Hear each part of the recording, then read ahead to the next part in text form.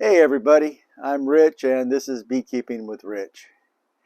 So we had a bee meeting Thursday night and we opened the forum up to questions from the new members and everything, and it turned out that what a lot of people were concerned about was runny honey, high moisture content honey that might ferment on them and such, because we are in South Florida and the chances of us having very high moisture content honey are very high.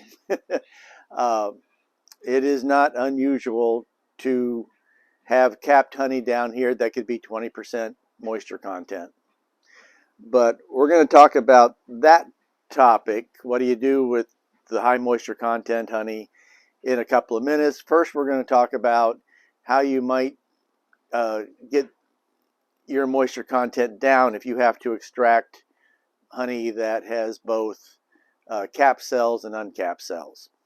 Now, ideally, of course, you want to have all your cells capped on a frame of honey, or at least 90% of them. When I started doing this, I was told that you're okay at anything past 75% capped, 3/4 capped. And for me, that has worked out just fine. If more than 3/4 of the cells are capped, it works quite well. But sometimes you've got to get the supers off, and sometimes you have less than 3/4 capped. Down here, it's not unusual to have half capped. I mean, you go in, you check a frame of honey, and it's half capped, half uncapped, and you think to yourself, okay, I'm going to go back in a week or so and check it again. In a week or so, it's still uncapped. They haven't changed anything. The honey in the open cells is thick, but they're just not capping it. And what's happened to me on more than one occasion is I've gone back a couple weeks later and all that capped honey is gone because there was a swarm and they took it with them. So what I want to talk about today is some of the strategies for keeping your moisture content down in the honey you're extracting. So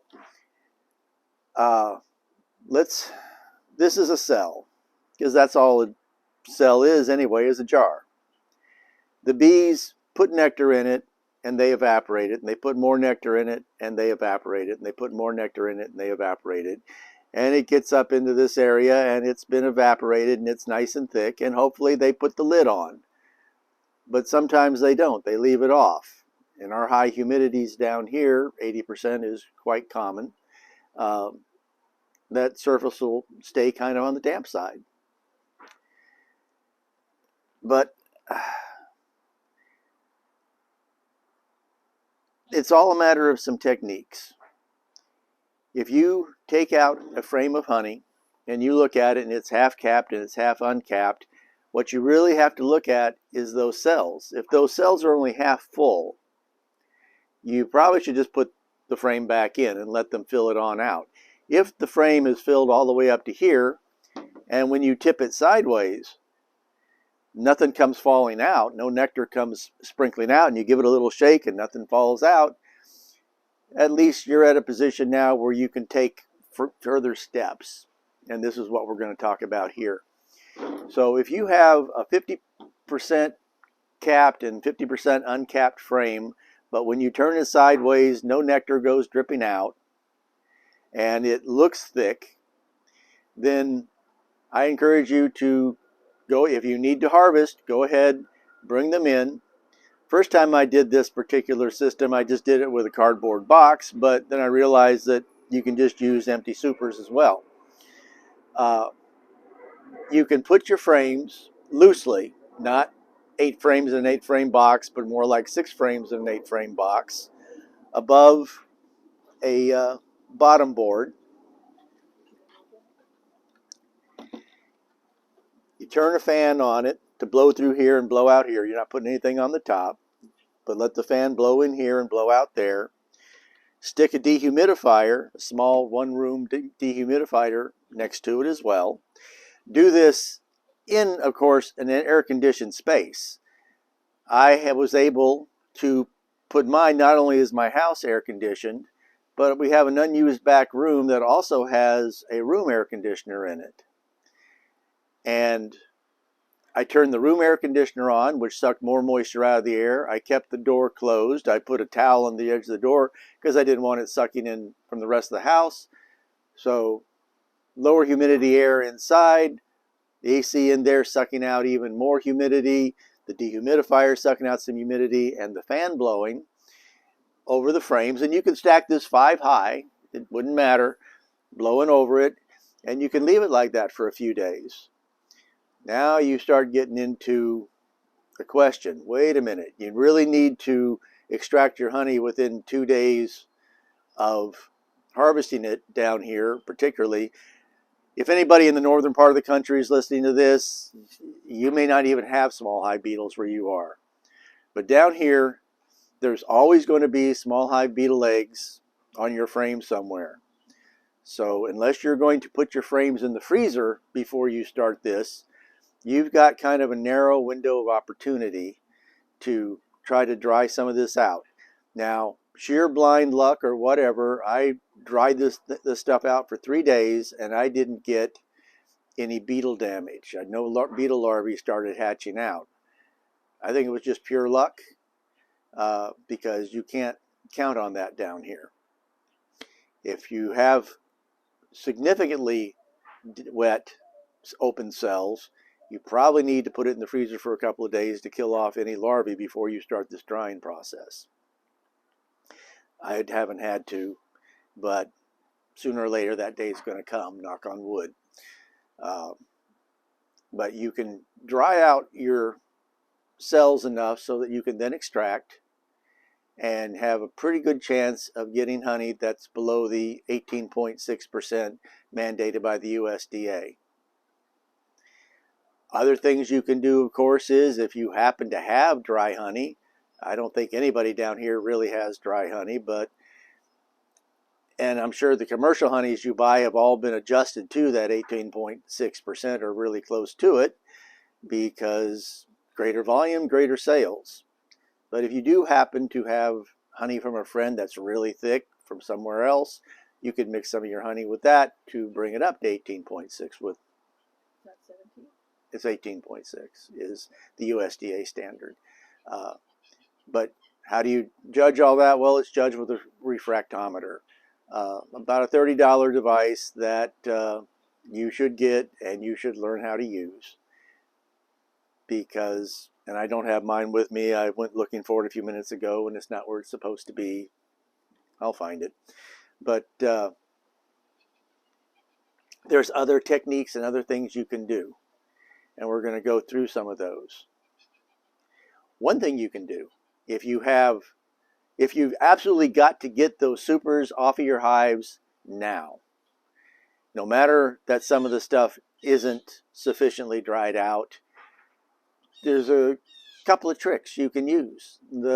My favorite one is to put the frame of honey still capped into your spinner, your extractor, and spin it so that any of the open cells, the honey, the syrup, the nectar flies out. You collect that separate, and then you go back and you uncap and you collect the capped honey separate from the uncapped honey. That gives you a better than even shot of having some good honey. What do you do with the thin stuff? Well, you can feed it back to the bees. It's sugar water after all. It's good sugar water, and you can feed that back to the bees, because why not? Or you can do some of the things that we'll get into in part 2 of this video when I start talking about some of the things that you can do with honey that does just have too high a moisture content and is likely to start fermenting or has already started fermenting. But we're going to talk about that in part 2 of this video. Part 1 is all about this. So one of my favorite methods, as I mentioned, is to go ahead and put it in your extractor, spin out the open capped cells, and then decap and spin out the rest of it as two separate operations. Tedious, yes. If you had 100 colonies, forget about it. I have 3 colonies. That's all the state law allows me to have here. So it's not that tedious. Not if you can get it all done at once. Tedious is when you harvest 5 or 6 frames of honey at a time, extract, clean out the extractor, and a week later extract another 5 and have to clean up everything afterwards. It's so much easier to do everything at one shot. And if I had enough freezer space to take all my frames and just put them in the freezer until they were all ready to go, I would do that. But I don't have that much freezer space, and I'm going to assume that most backyard beekeepers don't have that much freezer space either, or room to go putting chest freezers committed just to using for the honeybees. So crush and strain people. Well, I don't have an extractor and I don't intend on getting one. I just do crush and strain. Okay. So if you're going to do crush and strain, then I would flip the frames up sideways, shake out anything that'll shake out over the bees so they can make use of the droplets of syrup, and do your crush and strain, chop everything up, get it into your bucket, but then it's all a matter of how you handle it. You get your buckets all set up, everything starts draining through, but you come out very regularly, every couple of hours, and you draw off the honey that has been extracted, because you really don't want this much surface area exposed to high humidity air for any length of time. It's a matter of coming out, pouring it off, coming out a few hours later, pouring it off. During the day, set it out in the sunlight.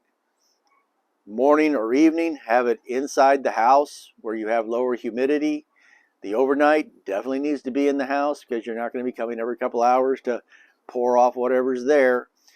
Just make every possible effort to keep the exposure of the honey over a large surface area minimized, so there's less.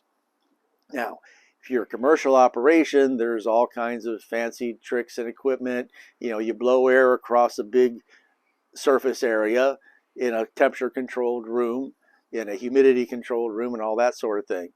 I am going here on the basis that you have a regular single family home that has central air units or window units that can pull a lot of humidity out of the air, but not the kind of humidities that they can do in a humidity and temperature controlled room. All you can do is the best you can do under all circumstances. Let's see if there's any ideas here. I'm not done yet.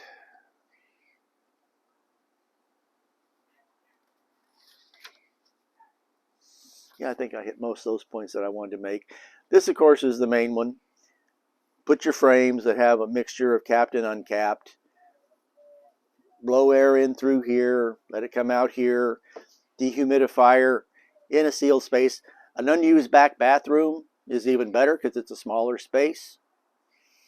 Whole room dehumidifier put in a bathroom, that'll take a lot of water out of the air, and you can do a pretty good job of drying things out. But I really like the idea of spinning out your thinner honey and keeping it separate. Heat's a question. I didn't use heat in there. If you were going to do it in a bathroom, you could also put, a space heater in there along with the dehumidifier, along with the fan. You're not going to bring it up to the kind of temperatures that would cause any damage to the honey, but it would speed up the process of drying the honey out. I happen to have just had pretty good luck with doing it so far. And interestingly enough, when I have thought that my honey was on the thin side, instead of putting it up in gallon jugs like those that are always visible behind me here, which are not pressure bottles by any means, I take these Ocean Spray cranberry juice bottles, which my wife is addicted to, and I will fill them up with what I consider to be thinner honey that I think is in danger of fermenting, and I'll fill them way up so there's a minimal top area, and I will screw the cap on just loosely. And on several occasions, a little ferment has started up there. And I thought to myself, okay, well, it's mead making time. But surprisingly, the ferment stops pretty quickly. And I will clean out the little bit of scummy stuff that's up at the top, put the lid back on. More fermentation doesn't happen. I tighten the lid down so that if there's fermentation, I'll know it very quickly in a day or so when I release it and there's a hiss. And I've not gotten the hiss. You can see the scum line here on this.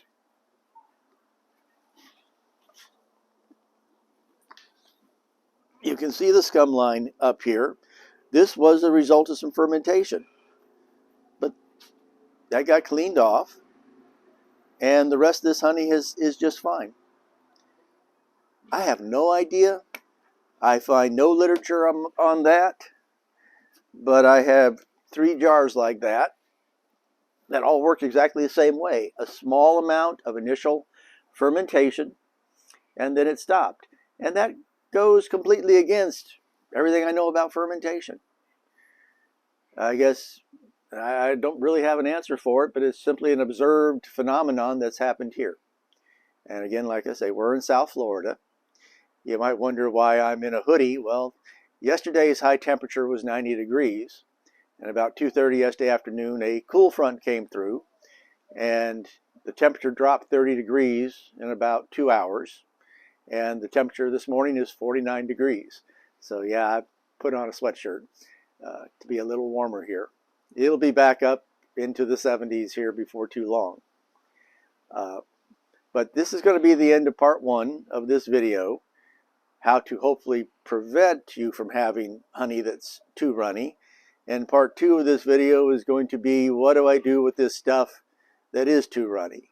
Because that's where you can have a lot of fun. So I'm going to sign off now. This is Rich. You're Beekeeping with Rich. See you in a couple of minutes for part 2. Bye.